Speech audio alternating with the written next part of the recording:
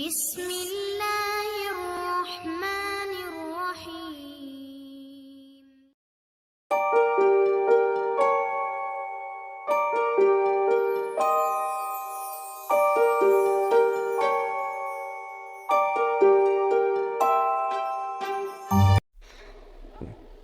دوستو، جیسا کہ آپ سب لوگوں کو معلوم ہے کہ محرم کا مہینہ شروع ہو گیا ہے اور یہ مہینہ کربلا کے نام سے مشہور ہوا ہے۔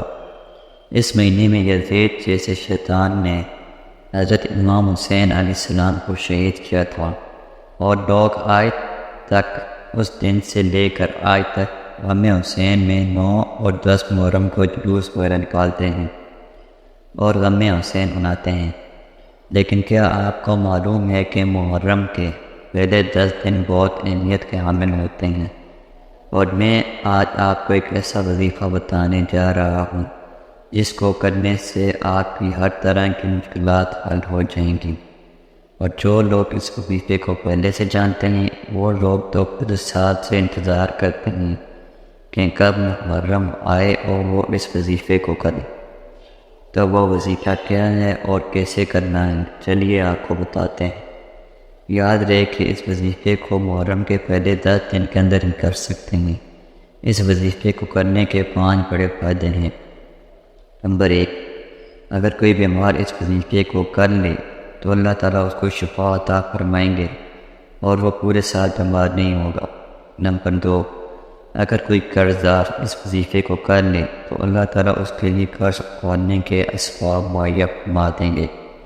نمبر 3، اگر کوئی شخص اس وظیفے کو کرنے کے بعد دعا مانگے تو اللہ تعالیٰ اس کی دعا کو ضرور قبول فرمائیں گے۔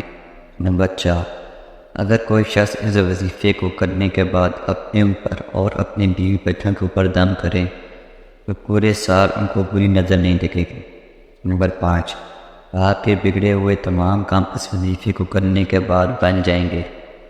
وظیفہ یہ ہے کہ آپ کو اول و آخر 3 مرتبہ درود شریف پڑھنا ہے اور درمیان میں 21 مرتبہ آیت کریمہ لا الہ الا انت سبحانک انی کنت من الظالمین پڑھنی ہے، اور 11 مرتبہ اللہ تعالیٰ کے یہ نام یا رحمان پڑھیں۔